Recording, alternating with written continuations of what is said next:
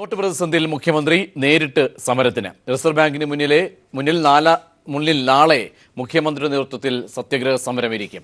മന്ത്രിമാരും സത്യഗ്രഹ സമരത്തിൽ പങ്കെടുക്കും. രാവിലെ 10 മുതൽ വൈകിട്ട് 5 മണി വരെയാണ് സത്യാഗ്രഹം. വിഷയത്തിൽ ശനിയാഴ്ച സർവകക്ഷി യോഗം ചേരുമെന്ന് മുഖ്യമന്ത്രി. കേരളത്തിൻ്റെ പൊതുവായ വികാരം പ്രകടിപ്പിക്കേണ്ടതുണ്ട് എന്നാണ് കാണുന്നത്.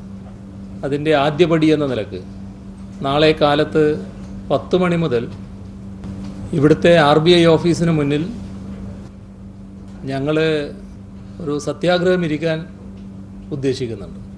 നമ്മുടെ നാട് ശക്തമായി എതിർക്കേണ്ട ഒരു സംഭവമായതുകൊണ്ടാണ് ഇത്തരമൊരു നടപടിക്ക് ഞങ്ങൾ തയ്യാറാകുന്നത്. ഇതിൻ്റെ തുടർച്ചയായിട്ടുള്ള മറ്റു പരിപാടികൾ വരും. 21-ന് വൈകുന്നേരം 3 മണിക്ക് സർവകക്ഷി യോഗം ചേരുന്നുണ്ട്. വിശദാംശങ്ങൾ സുനിൽ അരിമാനൂർ നൽകും. സുനിൽ, തുറന്ന ഒരു പ്രതിഷേധത്തിലേക്ക് പോവുകയാണ്. മുഖ്യമന്ത്രി തന്നെ നേരിട്ട് RBIയുടെ മുന്നിലേക്ക് സമരമിരിക്കുമ്പോൾ സംസ്ഥാന ചരിത്രത്തിൽ ആദ്യമായാണ് ഒരു മുഖ്യമന്ത്രി ജനകീയ വിഷയത്തിന് വേണ്ടി സമരത്തിനിറങ്ങുന്നത് എന്നതാണ് ഇവിടെ ഉയർത്തിക്കാട്ടേണ്ട ഒരു കാര്യം.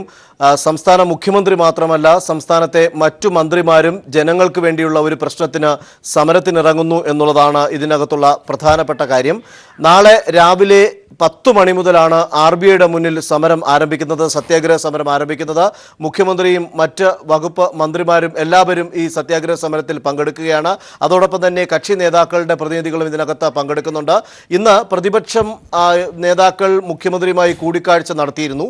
സഹകരണ മേഖലയെ തകർക്കാനുള്ള കേന്ദ്ര സർക്കാരിൻ്റെ നീക്കത്തെ അവർ ശക്തമായ രീതിയിൽ തന്നെയാണ് അപലപിച്ചത്. അതുകൊണ്ട് തന്നെ സംസ്ഥാന സർക്കാർ ഏതു തരത്തിലുള്ള പ്രതിഷേധമാണോ ഇതിനെതിരായിട്ട് സംഘടിപ്പിക്കുന്നത് അതിന് പൂർണ്ണ പിന്തുണ പ്രതിപക്ഷത്ത് നിന്ന് ഉണ്ട് എന്ന് അവർ വാഗ്ദാനം ചെയ്തുവെന്നും മുഖ്യമന്ത്രി വ്യക്തമാക്കുകയുണ്ടായി. അവരുമായി ഇക്കാര്യങ്ങൾ ആലോചിക്കുന്നതിന് നിയമസഭാ സമ്മേളനം വിളിച്ചു ചേർത്ത് സംസ്ഥാന സർക്കാരിൻ്റെ നിലപാട് അറിയിക്കുന്നതിന് പ്രമേയം പാസാക്കുന്ന അടക്കമുള്ള കാര്യങ്ങൾ പ്രതിപക്ഷം മുന്നോട്ട് വെച്ചിട്ടുണ്ട്. ഇക്കാര്യങ്ങളൊക്കെ 21-ന് നടക്കുന്ന സർവകക്ഷി യോഗത്തിൽ ചർച്ച ചെയ്ത് തീരുമാനിക്കുമെന്നാണ് മുഖ്യമന്ത്രി പിണറായി വിജയൻ വാർത്താ സമ്മേളനത്തിൽ വ്യക്തമാക്കിയത്. അതോടൊപ്പം അദ്ദേഹം മറ്റൊരു കാര്യം പറഞ്ഞത്, സഹകരണ മേഖലയിലെ തകർക്കുന്ന തരത്തിൽ സഹകരണ മേഖല കള്ളപ്പണത്തിൻ്റെ നിക്ഷേപമാണ് എന്ന് ആരോപണം ഉന്നയിച്ചുകൊണ്ട് ഈ സഹകരണ പ്രസ്ഥാനങ്ങളെ, സാധാരണക്കാരുടെ ആശ്രയ കേന്ദ്രമായ സഹകരണ ബാങ്കുകളെ തകർക്കുന്ന നിലപാട് സ്വീകരിക്കുന്ന ഈ സമീപനത്തിൽ എല്ലാവരും ഒരുമിച്ച് നിന്ന് സമരത്തിലേക്ക് വരണമെന്നും അദ്ദേഹം ആവശ്യപ്പെട്ടിരിക്കുകയാണ്. സുനിലാണ് വിശദാംശങ്ങൾ നൽകിയത്. തുറന്ന പോരിലേക്ക് തന്നെ പോകുന്നു. ജനങ്ങളുടെ വികാരം കണക്കിലെടുത്ത് മുഖ്യമന്ത്രി നാളെ RBIക്ക് മുന്നിൽ സത്യാഗ്രഹ സമരം നടത്തും. മുഖ്യമന്ത്രിക്കൊപ്പം മറ്റ് മന്ത്രിമാരും സമരത്തിൽ പങ്കുചേരും. നോട്ട് നിരോധനത്തിൽ BJPക്ക് ജനങ്ങളുടെ ആദ്യ മറുപടി. തീരുമാനത്തിന് ശേഷമുള്ള ആദ്യ തെരഞ്ഞെടുപ്പിൽ BJPക്ക് കനത്ത പരാജയം. മഹാരാഷ്ട്രയിലെ പനവേൽ കർഷക സമിതിയിലേക്ക് നടന്ന തെരഞ്ഞെടുപ്പിൽ മത്സരിച്ച 17 സീറ്റുകളിലും BJP തോറ്റു. 500, 1000 നോട്ടുകൾ അസാധുവായ ശേഷം നടന്ന ആദ്യ തെരഞ്ഞെടുപ്പിൽ BJPക്ക് കനത്ത പരാജയം. മഹാരാഷ്ട്രയിലെ പനവേൽ കർഷക സമിതിയിലേക്ക് നടന്ന തെരഞ്ഞെടുപ്പിലാണ് BJPക്ക് ജനം മറുപടി നൽകിയത്. സമിതിയിൽ ആകെയുള്ള 17 സീറ്റിലും BJP പരാജയപ്പെട്ടു. കർഷകരുടെ പ്രതിനിധികളെ തെരഞ്ഞെടുക്കാനുള്ള വോട്ടെടുപ്പിൽ peasant and workers party of ഇന്ത്യയാണ് BJPയെ പരാജയപ്പെടുത്തിയത്. 17-ൽ 15 സീറ്റും PWP നേടി. ഇവരുടെ സഖ്യകക്ഷികളായ കോൺഗ്രസും ശിവസേനയും ഓരോ സീറ്റ് വീതം നേടി. 25 വർഷത്തിന് ശേഷമാണ് കോൺഗ്രസിന് ഈ സമിതിയിൽ ഒരംഗത്തെ ലഭിക്കുന്നത്. നോട്ട് അസാധുവാക്കപ്പെട്ട തീരുമാനം കർഷകരെയും സാധാരണ ജനങ്ങളെയും ഏറെ ബുദ്ധിമുട്ടിച്ചിരുന്നു. സാമ്പത്തിക മാന്ദ്യം, പഴം, പച്ചക്കറി, മൊത്തം ചില്ലറ വ്യാപാര രംഗത്ത് പ്രതിഫലിക്കുകയും കർഷകർക്ക് വൻ നഷ്ടം സംഭവിക്കുകയും ചെയ്തു. സാധാരണക്കാരെ ബുദ്ധിമുട്ടിച്ചുകൊണ്ടുള്ള കേന്ദ്ര സർക്കാരിന്റെ ഈ തീരുമാനത്തിനെതിരെ ജനങ്ങളുടെ ആദ്യ മറുപടിയായാണ് ഇതിനെ വിലയിരുത്തുന്നത്. News desk. നോട്ടുമാറ്റത്തിൽ പാർലമെന്റിന്റെ ഇരുസഭകളിലും ബഹളം. പ്രതിപക്ഷ പ്രതിഷേധത്തെ തുടർന്ന് രാജ്യസഭയും ലോക്സഭയും പിരിഞ്ഞു. നോട്ടുമാറ്റത്തെ തുടർന്ന് ജനങ്ങൾ അനുഭവിക്കുന്ന ദുരിതത്തിൽ പ്രധാനമന്ത്രി പാർലമെന്റിൽ മറുപടി പറയണമെന്ന് യെച്ചൂരി ആവശ്യപ്പെട്ടു. വിഷയത്തിൽ അടിയന്തര ചർച്ച വേണമെന്ന് പ്രതിപക്ഷ ആവശ്യം ലോക്സഭാ സ്പീക്കർ തള്ളി. അതേസമയം സഭയ്ക്ക് പുറത്ത് മമതാ ബാനർജിയും അരവിന്ദ് കെജ്രിവാളും സംയുക്തമായി പ്രതിഷേധ ധർണ നടത്തി. നോട്ടുമാറ്റത്തെ തുടർന്നുണ്ടായ പ്രതിപക്ഷ പ്രതിഷേധത്തിൽ പാർലമെന്റ് ഇരുസഭകളും ആടിയുലഞ്ഞു. ഇടതുപക്ഷം, കോൺഗ്രസ് തുടങ്ങി വിവിധ പ്രതിപക്ഷ പാർട്ടികളുടേതായി 21 അടിയന്തര പ്രമേയങ്ങളാണ് ലോക്സഭയ്ക്ക് ലഭിച്ചത്. എന്നാൽ എല്ലാം തള്ളിയ സ്പീക്കർ സുമിത്രാ മഹാജൻ ചോദ്യോത്തരവേള നിർത്തിവെച്ച് അടിയന്തരമായി ചർച്ച ചെയ്യേണ്ട പ്രാധാന്യം വിഷയത്തിലില്ല എന്ന നിലപാടെടുത്തു. ഇത് പ്രതിപക്ഷത്തിന്റെ കടുത്ത പ്രതിഷേധത്തിനിടയാക്കി. സീറ്റ് വിട്ടെഴുന്നേറ്റ പ്രതിപക്ഷം സഭയുടെ നടുത്തളത്തിലിറങ്ങി. ശൂന്യവേളയ്ക്ക് ശേഷം ഹ്രസ്വ ചർച്ച അനുവദിക്കാമെന്ന സ്പീക്കറുടെ നിർദ്ദേശം പാർട്ടികൾ തള്ളിയതോടെ സഭാ നടപടികൾ മുന്നോട്ട് കൊണ്ടുപോകാനാകാതെയായി. തുടർന്ന് ചോദ്യോത്തരവേളയ്ക്ക് ശേഷം ലോക്സഭ ഇന്നത്തെ നടപടികൾ റദ്ദാക്കി പിരിഞ്ഞു. രാജ്യസഭയിലാകട്ടെ പ്രധാനമന്ത്രി നരേന്ദ്രമോദി സംസാരിക്കണമെന്ന ആവശ്യമുയർന്നു. ജനം നേരിടുന്ന ദുരിതത്തിൽ മോദി സഭയിലെത്തി മറുപടി പറയണമെന്ന് സീതാറാം യെച്ചൂരി ആവശ്യപ്പെട്ടു. മറ്റു പ്രതിപക്ഷ പാർട്ടികളും പിന്തുണച്ചെങ്കിലും കേന്ദ്ര സർക്കാർ അനുകൂലമായി പ്രതികരിച്ചില്ല. നോട്ടുമാറ്റത്തെക്കുറിച്ച് രാജ്യസഭയിൽ ഇന്നലെ ആരംഭിച്ച ചർച്ചയിൽ ഒരിക്കൽ പോലും മോദി പങ്കെടുത്തിട്ടില്ല. പ്രതിഷേധം തണുപ്പിക്കാൻ അധ്യക്ഷൻ ഹമീദ് അൻസാരി നേരിട്ടെത്തിയെങ്കിലും പ്രയോജനമുണ്ടായില്ല. 6 തവണ നിർത്തിവെച്ച ശേഷം രാജ്യസഭയും ഉച്ചയ്ക്ക് 3 മണിയോടുകൂടി പിരിഞ്ഞു. അതേസമയം സഭയ്ക്ക് പുറത്ത് കേന്ദ്ര സർക്കാരിനെതിരെ മമതാ ബാനർജിയും അരവിന്ദ് കെജ്രിവാളും സംയുക്തമായി പ്രതിഷേധ ധർണ നടത്തി. നോട്ടുമാറ്റം രാജ്യം കണ്ട ഏറ്റവും വലിയ അഴിമതിയെന്ന് അരവിന്ദ് കെജ്രിവാൾ ആരോപിച്ചു. News bureau, Delhi. രാജ്യത്ത് 500-ന്റെയും 1000-ന്റെയും നോട്ടുകൾ പിൻവലിക്കുന്ന കാര്യം കോർപ്പറേറ്റ് ഭീമന്മാരായ അംബാനിയെയും അദാനിയെയും മുൻകൂട്ടി അറിയിച്ചിരുന്നതായി വെളിപ്പെടുത്തൽ. രാജസ്ഥാൻ MLA-യും BJP നേതാവുമായ ഭവാനി സിംഗിന്റെ വെളിപ്പെടുത്തലാണ് ഇപ്പോൾ വിവാദമായിരിക്കുന്നത്. 500-ന്റെയും 1000-ന്റെയും നോട്ടുകൾ പിൻവലിക്കാനുള്ള തീരുമാനം വൻകിട കോർപ്പറേറ്റുകൾ ഉൾപ്പെടെയുള്ള ഉന്നതരെ നേരത്തെ തന്നെ അറിയിച്ചിരുന്നു എന്ന ആരോപണങ്ങൾ ശരിവെക്കുന്നതാണ് ഇപ്പോൾ പുറത്തുവന്ന വെളിപ്പെടുത്തൽ. രാജസ്ഥാനിലെ ലാത്പുര MLA ആയ ഭവാനി സിംഗ് രജവത്താണ് ഇക്കാര്യം വെളിപ്പെടുത്തിയത്. അദാനിയും അംബാനിയും ഉൾപ്പെടെയുള്ള ബിസിനസ് പ്രമുഖന്മാർക്ക് ഇക്കാര്യം അറിയാമായിരുന്നതായും അതുകൊണ്ടുതന്നെ അവർ വേണ്ട മുൻകരുതലുകൾ സ്വീകരിച്ചിരുന്നതായും ഇയാൾ പറയുന്നു. പുറത്തുവന്ന വീഡിയോ ദൃശ്യങ്ങളിലാണ് ഭവാനി സിംഗ് ഇക്കാര്യങ്ങൾ വ്യക്തമാക്കുന്നത്. अदानी अंबानी अटल सेक्टर जो है इन सबको पहले ही पता था. വീഡിയോയിലുടനീളം കേന്ദ്ര സർക്കാർ തീരുമാനത്തെ ഭവാനി സിംഗ് രൂക്ഷമായി വിമർശിക്കുന്നുണ്ട്. ആദ്യം അത്യാവശ്യം വേണ്ട നോട്ടുകൾ അച്ചടിച്ചിട്ട് വേണമായിരുന്നു നോട്ടുകൾ പിൻവലിക്കേണ്ടിയിരുന്നതെന്നും പുതുതായി ഇറക്കിയ നോട്ട് 3ാം തരത്തിൽപ്പെട്ടതും കണ്ടാൽ വ്യാജനെന്ന് തോന്നുമെന്നും ഭവാനി സിംഗ് പറയുന്നുണ്ട്. News desk, people TV exclusive. നോട്ടുകൾ പിൻവലിക്കാനുള്ള കേന്ദ്ര സർക്കാർ തീരുമാനം സംഘപരിവാർ കേന്ദ്രങ്ങൾ മുൻകൂട്ടി അറിഞ്ഞിരുന്നുവെന്നതിന് തെളിവുകൾ പുറത്ത്. നവംബർ 2-ന് ദിവാകർ എന്ന സംഘപരിവാർ അനുകൂലി നോട്ട് നിരോധനത്തെക്കുറിച്ച് ഫേസ്ബുക്കിൽ പോസ്റ്റിട്ടു. 1000-500 നോട്ടുകൾ പിൻവലിക്കുന്നതിനാൽ ചില്ലറ കരുതണമെന്ന് ഫേസ്ബുക്കിൽ ആഹ്വാനം ചെയ്തു. 1000-ന്റെയും 500-ന്റെയും നോട്ടുകൾ പിൻവലിക്കുന്ന കാര്യം നേരത്തെ തന്നെ ചിലർ അറിഞ്ഞിരുന്നുവെന്ന വാർത്തകൾ പ്രചരിക്കുന്നതിനിടയിലാണ് കേരളത്തിൽ നിന്നുള്ള ഫേസ്ബുക്ക് പോസ്റ്റ് വിവാദമാകുന്നത്. ധീരജ് ദിവാകർ എന്നയാൾ നവംബർ 2-ന് ഇട്ട പോസ്റ്റ് ഇങ്ങനെ: അടുത്തയാഴ്ച 1000-500 നോട്ടുകൾ അസാധുവാകാൻ സാധ്യതയുണ്ടെന്ന് സൂചന കിട്ടിയിട്ടുണ്ട്. എല്ലാവരും 100-ന്റെ നോട്ടുകളാക്കി ചേഞ്ച് എടുത്തു വയ്ക്കുക. ഇനി അറിഞ്ഞില്ല, ആരും പറഞ്ഞില്ല എന്നും പറഞ്ഞു വന്നേക്കരുത്. ഇങ്ങനെയായിരുന്നു ഫേസ്ബുക്ക് പോസ്റ്റ്. ഫേസ്ബുക്ക് പോസ്റ്റ് വാർത്തകളിൽ ഇടം പിടിച്ചതിന് പിന്നാലെ പോസ്റ്റിനെ ന്യായീകരിച്ചുകൊണ്ട് ധീരജ് ദിവാകർ പുതിയ പോസ്റ്റുമിട്ടു. നിയമപരമായി വരുന്ന പ്രശ്നങ്ങളെക്കുറിച്ച് തനിക്ക് ഉത്തമ ബോധ്യമുണ്ടെന്നും പോസ്റ്റ് പിൻവലിക്കാൻ ഉദ്ദേശിക്കുന്നില്ലെന്നുമായിരുന്നു പുതിയ പോസ്റ്റ്. നോട്ട് അസാധുവാക്കൽ തീരുമാനം വരുന്നതിനും ആഴ്ചകൾക്ക് മുമ്പേ ഗുജറാത്തിലെ ദിനപത്രത്തിൽ വാർത്ത വന്നത് വിവാദമായിരുന്നു. മാത്രവുമല്ല, രാജ്യത്തെ ബാങ്കുകളിൽ സെപ്റ്റംബർ മുതൽ നവംബർ വരെയുള്ള 2 മാസക്കാലം 6 ലക്ഷം കോടിയുടെ നിക്ഷേപം വന്നതും വാർത്തയായിരുന്നു. ഈ സാഹചര്യങ്ങളെല്ലാം പരിശോധിക്കുമ്പോൾ നോട്ട് പിൻവലിക്കൽ തീരുമാനം നേരത്തെ തന്നെ ചിലർ അറിഞ്ഞിരുന്നുവെന്ന സംശയം ബലപ്പെടുകയാണ്. News desk. നോട്ട് പ്രതിസന്ധി രൂക്ഷമായി തുടരുന്നതിനിടെ വീണ്ടും കർശന നിയന്ത്രണങ്ങളുമായി കേന്ദ്ര സർക്കാർ. അസാധുവാക്കിയ നോട്ടുകൾ മാറാനുള്ള പരിധി 4500 രൂപയിൽ നിന്നും 2000 ആക്കി ചുരുക്കി. കർഷകർക്ക് കാർഷിക വായ്പയിൽ നിന്നും ആഴ്ചയിൽ 25,000 രൂപ പിൻവലിക്കാം. വിവാഹാവശ്യത്തിന് കുടുംബത്തിൽ ഒരാൾക്ക് 2.5 ലക്ഷം രൂപ വരെ പിൻവലിക്കാനും അനുമതി നൽകി. ബാങ്കിൽ പണം മാറാനെത്തുന്നവരുടെ കൈവിരലിൽ മഷി പുരട്ടാനുള്ള തീരുമാനത്തിന് പിന്നാലെയാണ് ജനങ്ങളെ വലച്ച് വീണ്ടും കേന്ദ്ര സർക്കാർ നിയന്ത്രണങ്ങൾ ഏർപ്പെടുത്തിയത്. ദിവസേന അസാധുവാക്കിയ നോട്ടുകൾ മാറിയെടുക്കാനുള്ള പരിധി 4500 രൂപയിൽ നിന്നും 2000 ആക്കി ചുരുക്കി. കൂടുതൽ പേർക്ക് നോട്ടുകൾ മാറിയെടുക്കാനുള്ള സൗകര്യത്തിന് വേണ്ടിയാണ് നടപടിയെന്ന് കേന്ദ്ര ധനകാര്യ സെക്രട്ടറി ശക്തികാന്ത് ദാസ് വിശദീകരിച്ചു.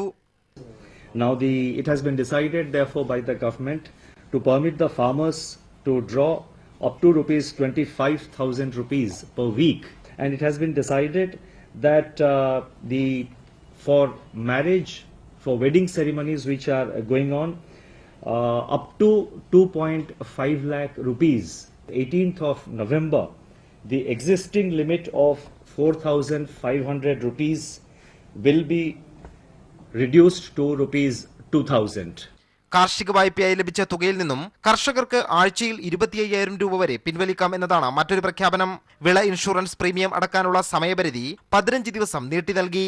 APMCയിൽ രജിസ്റ്റർ ചെയ്ത വ്യാപാരികൾക്ക് ആഴ്ചയിൽ 50,000 രൂപ വരെ പിൻവലിക്കാം. വിവാഹ ആവശ്യങ്ങൾക്ക് കുടുംബത്തിലൊരാൾക്ക് അക്കൗണ്ടിൽ നിന്നും 2.5 ലക്ഷം രൂപ വരെ പിൻവലിക്കാനും അനുമതി നൽകി. കേന്ദ്ര സർക്കാർ സി ഗ്രേഡ് ജീവനക്കാർക്ക് നവംബർ മാസത്തെ ശമ്പളത്തിൽ നിന്നും 10,000 രൂപ അഡ്വാൻസ് പണമായി പിൻവലിക്കാം. 4 ദിവസം മുമ്പ് പണം മാറാനുള്ള പരിധി 4,000-ൽ നിന്നും 4,500 ആക്കി ഉയർത്തിയപ്പോഴും ഇപ്പോഴത് 2,000 ആക്കി ചുരുക്കിയപ്പോഴും സർക്കാർ പറയുന്നത് ഒരേ കാര്യം: നടപടി ജനങ്ങളുടെ ബുദ്ധിമുട്ട് ഒഴിവാക്കാനെന്ന്.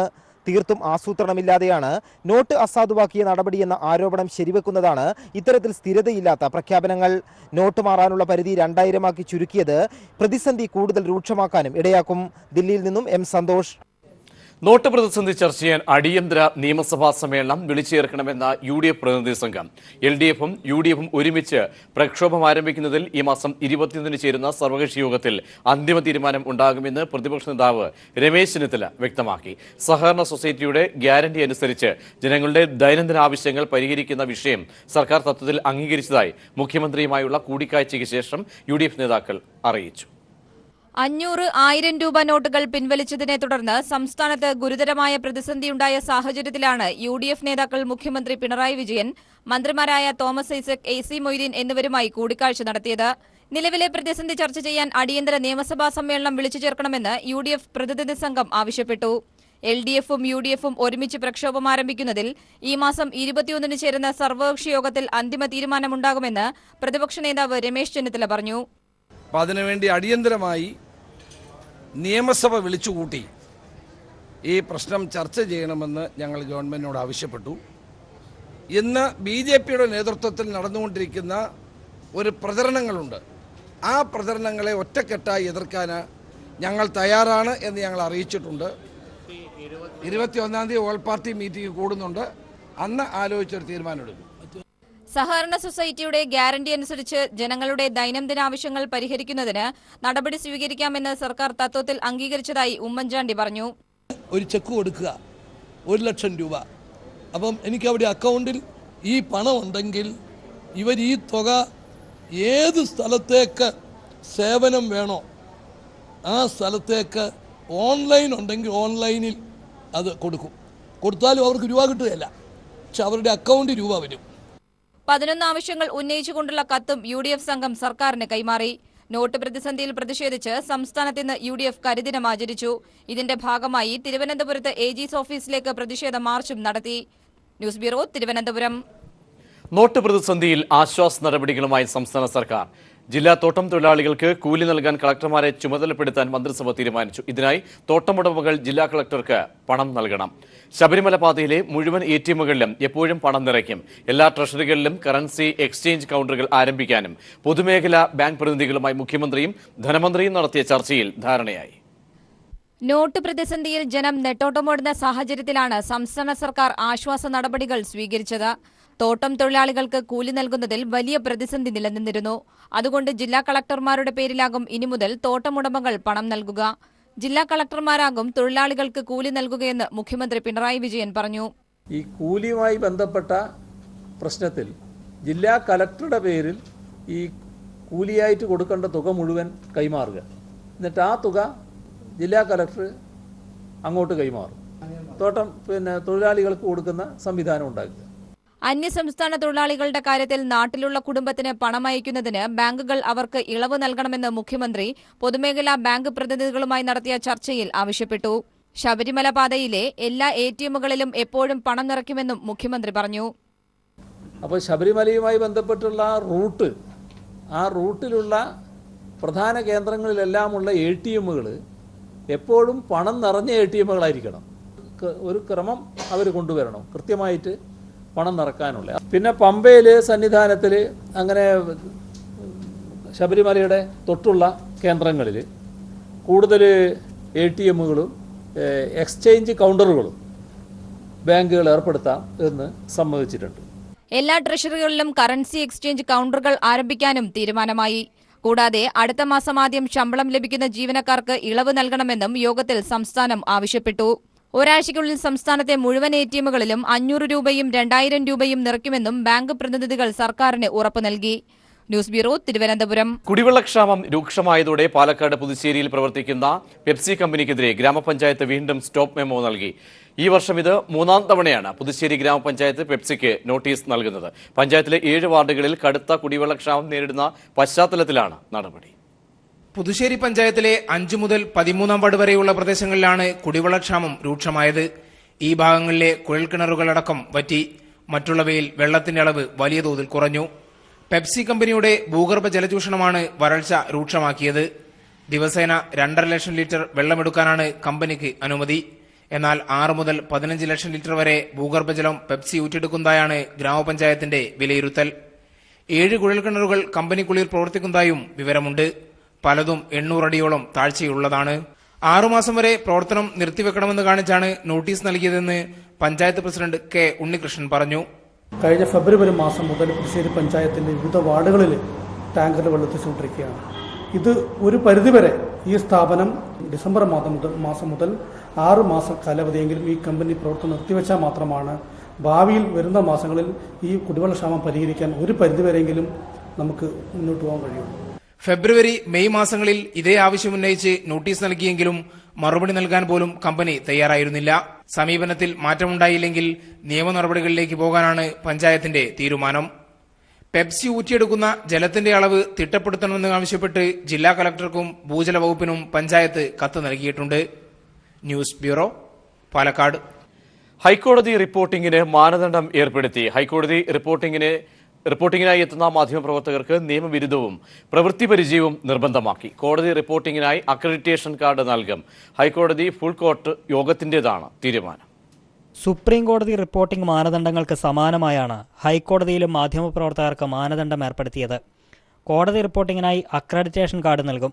പെർമനന്റ് അക്രഡിറ്റേഷൻ കാർഡിന് പുറമെ താൽക്കാലിക കാർഡും നൽകും. 3.5 വർഷത്തിൽ കുറയാത്ത ഹൈക്കോടതി അല്ലെങ്കിൽ സുപ്രീം കോടതി റിപ്പോർട്ടിംഗ് പരിചയം ഉൾപ്പെടെ 5 വർഷത്തെ കോടതി റിപ്പോർട്ടിംഗ് പരിചയവും നിയമബിരുദവും ഉള്ളവർക്ക് മാത്രമേ പെർമനന്റ് അക്രഡിറ്റേഷൻ കാർഡ് നൽകൂ.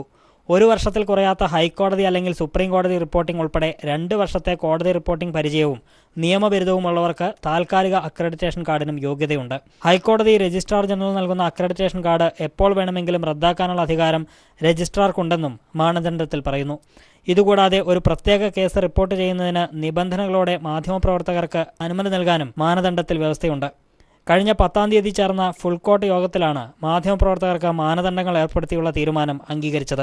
News bureau, Kochi. ഒരു ലോകം ഒരു ഭാഷ എന്ന സന്ദേശവുമായി ബാബ അലക്സാണ്ടർ നേതൃത്വം നൽകുന്ന പ്രചാരണ യാത്ര കാസർഗോഡ് നിന്നും ആരംഭിച്ചു. NCDC സംഘടിപ്പിക്കുന്ന സംസ്ഥാനതല സന്ദേശയാത്ര ഈ മാസം 30-ന് തിരുവനന്തപുരത്ത് സമാപിക്കും. കാസർഗോഡ് നഗരസഭാ കോൺഫറൻസ് ഹാളിൽ നടന്ന ഉദ്ഘാടന ചടങ്ങിൽ press club president Sunny Joseph മുഖ്യാതിഥിയായിരുന്നു. സന്ദേശയാത്ര leader Baba Alexander, press club secretary Raveendran Ravaneshwaram തുടങ്ങിയവർ സംസാരിച്ചു. കുട്ടികൾ ചേർന്ന് ദീപം തെളിയിച്ചു. വിവിധ മത്സരങ്ങളിലെ വിജയികൾക്ക് ബാബ അലക്സാണ്ടർ സമ്മാനങ്ങൾ നൽകി.